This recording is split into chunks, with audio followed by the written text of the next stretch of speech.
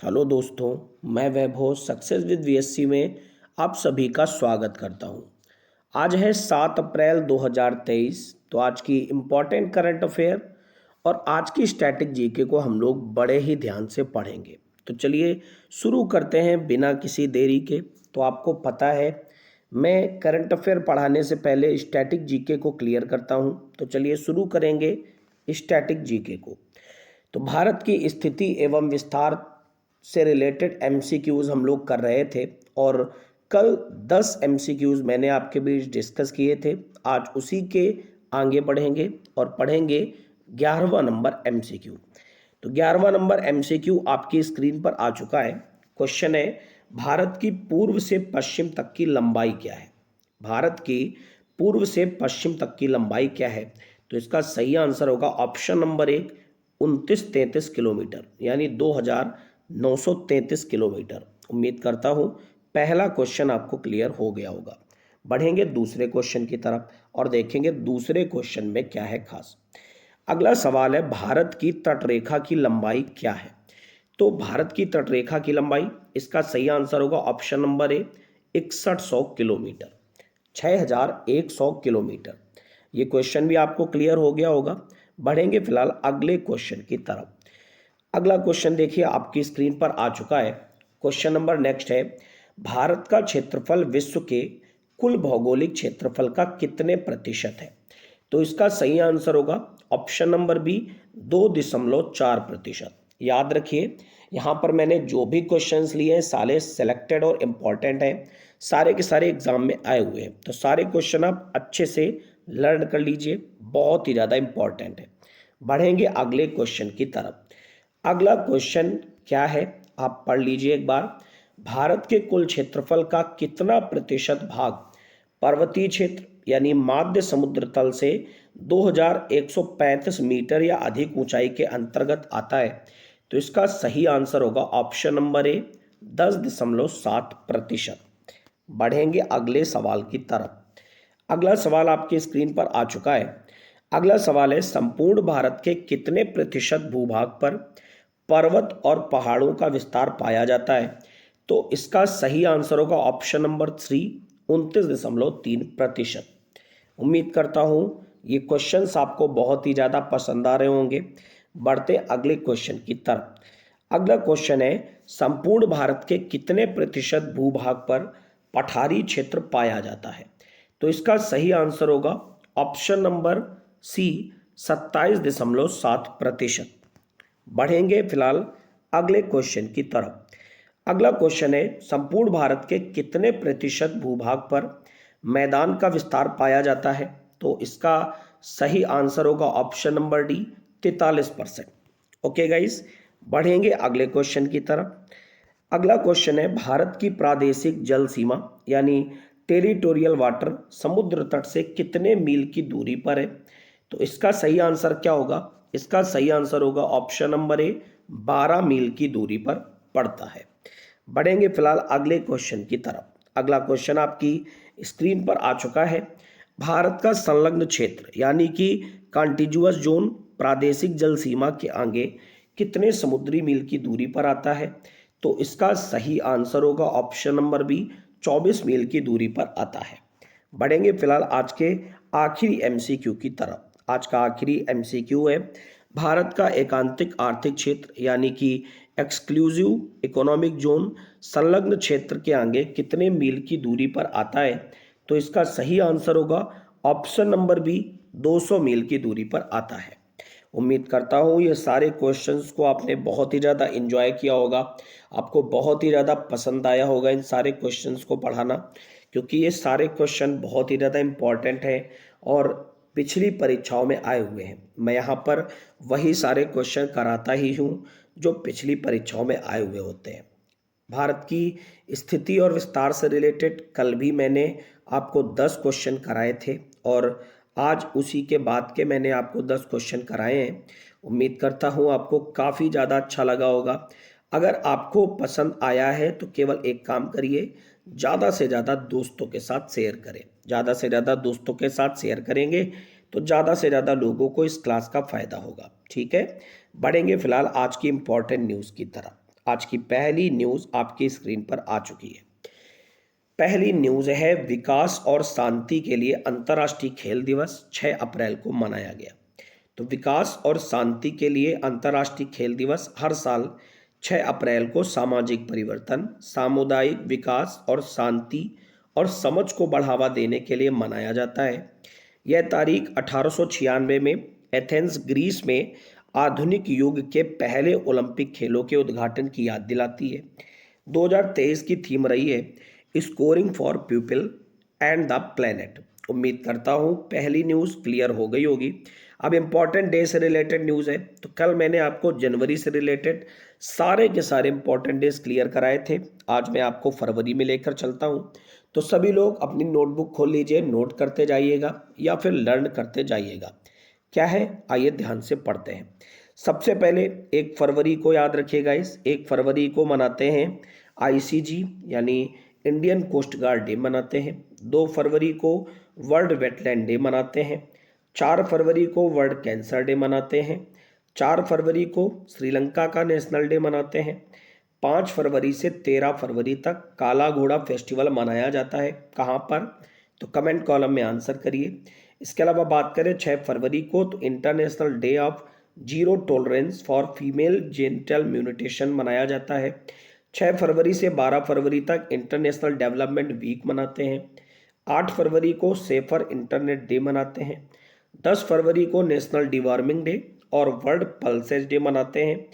11 फरवरी को international day of women and girl in science मनाते हैं और वर्ल्ड डे ऑफ सिख मनाते हैं। 12 फरवरी को डार्विन डे मनाते हैं। 12 फरवरी को ही अब्राहम लिंकन का बर्थडे मनाया जाता है। 12 फरवरी को ही नेशनल प्रोडक्टिविटी डे मनाते हैं। 13 फरवरी को वर्ल्ड रेडियो डे मनाते हैं। 13 फरवरी को सरोजनी नायडू की बर्थ एनिवर्सरी भी मनाई जाती है। सरोजनी नायडू वही हैं जो कि भारत की पहली महिला राज्यपाल रही थी। किस एक राज्य की? तो याद रखिए, उत्तर प्रदेश की रही थी। 14 फरवरी को वैलेंटाइन डे मनाते हैं। इसके अलावा 18 से 27 फरवरी को ताज महोत्सव के रूप में मनाते हैं। 20 फरवरी को अरुणाचल प्रदेश अपना फाउंडेशन डे मनाता है। 20 फरवरी को world day of social justice मनाते हैं। 21 फरवरी को इंटरनेशनल मदर लैंग्वेज डे मनाते हैं। 22 फरवरी को वर्ल्ड थिंकिंग डे मनाते हैं। 24 फरवरी को सेंट्रल एक्साइज डे मनाते हैं। 27 फरवरी को वर्ल्ड NGO डे मनाते हैं यानी नॉन गवर्नमेंटल ऑर्गेनाइजेशन डे। 28 फरवरी को national science day, most important है, ये मनाते हैं। और 28 फरवरी को रेयर डिसीज डे मनाते हैं। उम्मीद करता हूँ बहुत ही ज़्यादा आपको अच्छा लगा होगा। मैंने यहाँ पर आपके बीच सबसे पहले स्टैटिक जीके में ज्योग्राफी के क्वेश्चंस को डिस्कस किया। उसके बाद मैंने आपको इम्पॉर्टेंट डे पढ़ाया और उसके बाद फरवरी के सारे इम्पॉर्टेंट डे को डिस्कस किया। उम्मीद करता हूँ बहुत ही ज़्यादा आपको पसंद आ रहा होगा। तो लाइक बटन पर प्रेस करिए और सब्सक्राइब करिए जितने भी लोग पहली बार जुड़ रहे हो। बढ़ेंगे आज की अगली न्यूज़ की तरफ। अगली न्यूज़ है क्रिकेट से। महेंद्र सिंह धोनी और युवराज सिंह MCC यानी मैरीलिबोन क्रिकेट क्लब की आजीवन मानद सदस्यता से जुड़े हैं। सुरेश रैना को भी सदस्यता के लिए चुना गया है। भारत की पूर्व महिला क्रिकेटरों में पूर्व भारतीय कप्तान मिताली राज और पूर्व भारतीय तेज गेंदबाज झूलन गोस्वामी को भी MCC द्वारा सम्मानित किया गया है। MCC यानी मैरीलिबोन क्रिकेट क्लब ऐसे क्रिकेटरों को सम्मानित करता है जो कि रिटायरमेंट ले चुके होते हैं और उन्होंने आजीवन उपलब्धि में ये हासिल किया होता है कि क्रिकेट में बहुत ही ज़बरदस्त योगदान दिया होता है। तो इन सभी के नामों से आप परिचित हैं, चाहे वो महेंद्र सिंह धोनी हो, युवराज सिंह हो, सुरेश रैना हो या फिर महिला क्रिकेटरों में मिताली राज हो या फिर झूलन गोस्वामी हो। इन्होंने क्रिकेट के लिए अपने जीवन को समर्पित कर दिया। बहुत ही इंपॉर्टेंट नाम है, याद रखिएगा। मैरीलिबोन क्रिकेट क्लब में इन सभी को शामिल किया गया है। बढ़ेंगे फिलहाल अगली न्यूज़ की तरफ। उससे पहले महेंद्र सिंह धोनी जो कि प्रेजेंट टाइम में क्रिकेट खेल रहे हैं, बाकी सभी लोग क्रिकेट को छोड़ चुके हैं। महेंद्र सिंह धोनी इस टाइम IPL खेल रहे हैं, आपको पता है IPL चल रहे हैं, और चेन्नई सुपर किंग्स टीम के कैप्टन भी हैं। ठीक है, बढ़ेंगे अगली न्यूज़ की तरफ। अगली न्यूज़ है, IGI ने दुनिया के 9वें सबसे व्यस्त हवाई अड्डे की रैंकिंग हासिल करी है। तो एयरपोर्ट काउंसिल इंटरनेशनल के अनुसार दिल्ली का इंदिरा गांधी अंतर्राष्ट्रीय हवाई अड्डा यात्री यातायात द्वारा दुनिया के शीर्ष 10 सबसे व्यस्त हवाई अड्डों के क्लब में शामिल हो गया है। हवाई अड्डों के वैश्विक व्यापार संघ ने 2022 के लिए 9वें स्थान पर दिल्ली हवाई अड्डे को स्थान दिया है। हवाई अड्डे ने लगभग 5.95 करोड़ यात्रियों को संभाला है। एशियाई के आंकड़ों के अनुसार दिल्ली हवाई अड्डे ने 2022 में 5.95 करोड़ यात्रियों को संभाला है। इंपॉर्टेंट न्यूज़ है, याद रखिए। मैं यहाँ पर आपसे कुछ हवाई अड्डे पूछूंगा, ये बताइए दाबोलिम इंटरनेशनल एयरपोर्ट कहाँ पड़ता है। इसके अलावा गोपीनाथ बारदोलोई इंटरनेशनल एयरपोर्ट कहाँ पड़ता है। कमेंट कॉलम में जाकर आंसर करें। इसके अलावा मैं आपको बता दूं, वीडियो के डिस्क्रिप्शन में सक्सेस सीरीज की प्लेलिस्ट दी हुई है, जहां पर 50+ वीडियो को मैंने डिस्कस किया हुआ है, और उसमें से एक वीडियो ये भी डिस्कस किया हुआ है जहां पर मैंने सारे एयरपोर्ट को डिस्कस किया है। तो जाकर के उन वीडियोस को जरूर देख लें, आपके लिए बहुत ही ज़्यादा हेल्पफुल हो सकते हैं। बढ़ेंगे अगली न्यूज़ की तरफ। अगली न्यूज़ है, यूक्रेन के राष्ट्रपति को पोलैंड के सर्वोच्च सम्मान से नवाजा गया है। तो इनके यूक्रेन के राष्ट्रपति के नाम से आप भली बात ही परिचित हैं, व्लादिमीर जेलेंस्की। इनको पोलैंड के सर्वोच्च सम्मान order of the white eagle से सम्मानित किया गया। उन्हें सुरक्षा, लचीलापन और मानवाधिकारों की रक्षा के लिए उनकी सेवाओं के लिए सम्मानित किया गया है।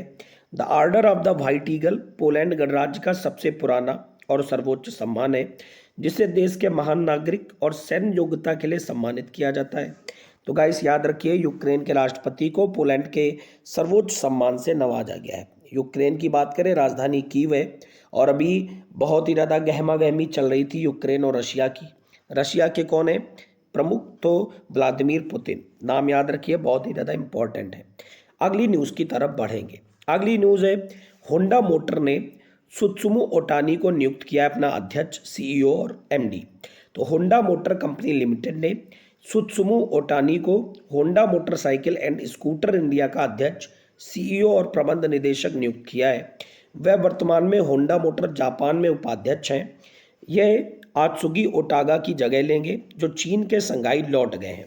उन्होंने 1997 में होंडा जापान के साथ अपना कैरियर शुरू किया और कंपनी में कई प्रमुख पदों पर भी रह चुके हैं। तो याद रखिए, होंडा मोटर्स ने सुत्सुमु ओटानी को नियुक्त किया है अपना नया अध्यक्ष।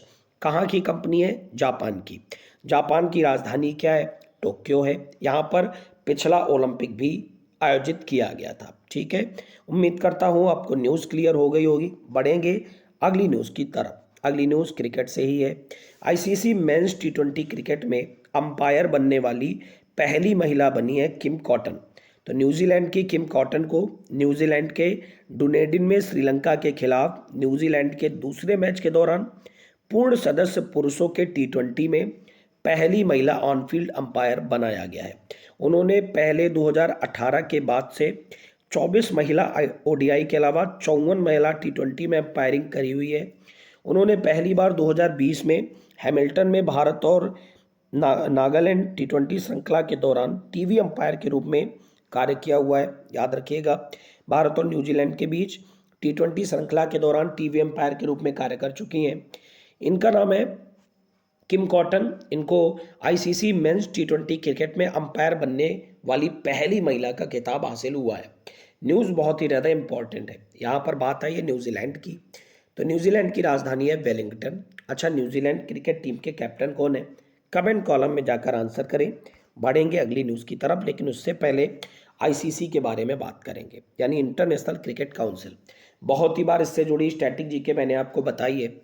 क्रिकेट का वैश्विक शासी निकाय है। इसकी स्थापना 1909 में ऑस्ट्रेलिया, इंग्लैंड और दक्षिण अफ्रीका के प्रतिनिधियों द्वारा इंपीरियल क्रिकेट सम्मेलन के रूप में करी गई थी। 1965 में इसका नाम बदलकर अंतर्राष्ट्रीय क्रिकेट सम्मेलन कर दिया गया और 1987 में इसका वर्तमान नाम रख दिया गया। मुख्यालय दुबई, संयुक्त अरब अमीरात में पड़ता है। आदर्श वाक्य है क्रिकेट फॉर गुड। अध्यक्ष हैं ग्रेग बार्कले और महाप्रबंधक है वसीम खान। बढ़ेंगे अगली न्यूज़ की तरफ। अगली न्यूज़ है, ईरान ने 8 वर्षों में संयुक्त अरब अमीरात में पहला राजदूत नियुक्त किया है। तो ये बड़ी न्यूज़ है। 2016 के बाद पहली बार ऐसा है कि संयुक्त अरब अमीरात में एक राजदूत नियुक्त हुआ है, वो भी ईरान की तरफ से। तो ईरान के नवनियुक्त राजदूत रेजा अमेरी ने ईरान के विदेश मंत्रालय में भी काम किया हुआ है।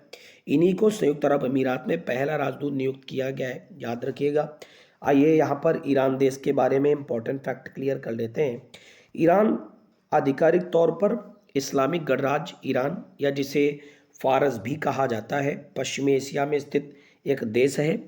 पूर्व में इराक, तुर्की, अजरबैजान, आर्मेनिया, तुर्कमेनिस्तान, अफगानिस्तान और पाकिस्तान से घिरा हुआ है। राजधानी तेहरान है। सर्वोच्च नेता अली खामनेई है। जनसंख्या लगभग 9.25 करोड़ के आसपास है। राजभाषा है फारसी। राष्ट्रपति इब्राहिम रईसी हैं। इस्लामी क्रांति 11 फरवरी 1979 को हुई थी। और ईरान की सबसे नई मुद्रा है जिसका नाम है तोमान। उम्मीद करता हूँ न्यूज़ और स्ट्रैटेजी के सब कुछ क्लियर हो गया होगा। बढ़ेंगे आज की आखिरी न्यूज़ की तरफ। आज की आखिरी न्यूज़ है, विश्व बैंक ने फिनेंशियल ईयर 2024 में भारत की ग्रॉस डोमेस्टिक प्रोडक्ट वृद्धि के अनुमान को संशोधित करके 6.3% कर दिया है। आइए डिटेल न्यूज़ के अंदर स्ट्रैटेजी के पॉइंट में विश्व बैंक के बारे में जान लेते हैं। ये एक अंतर्राष्ट्रीय वित्तीय संस्थान है जो निम्न और मध्यम आय वाले देशों की सरकारों को ऋण और अनुदान प्रदान करता है। इसकी स्थापना 1944 के ब्रेटन वुड्स सम्मेलन में अंतर्राष्ट्रीय मुद्रा कोष के रूप में करी गई थी। अध्यक्ष हैं डेविड मलपास।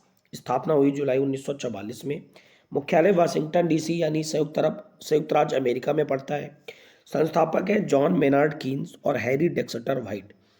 आज की सारी न्यूज़ आपने अच्छे से पढ़ ली होगी, तो कैसी लगी आपको क्लास? कमेंट कॉलम में जाकर आप आंसर करें। अगर आपको क्लास पसंद आई है तो दोस्तों के साथ शेयर करें। पहली बार जुड़ने वाले सभी लोग चैनल को सब्सक्राइब करें। आपका दिन मंगलमय हो। Thank you everyone. God bless you all.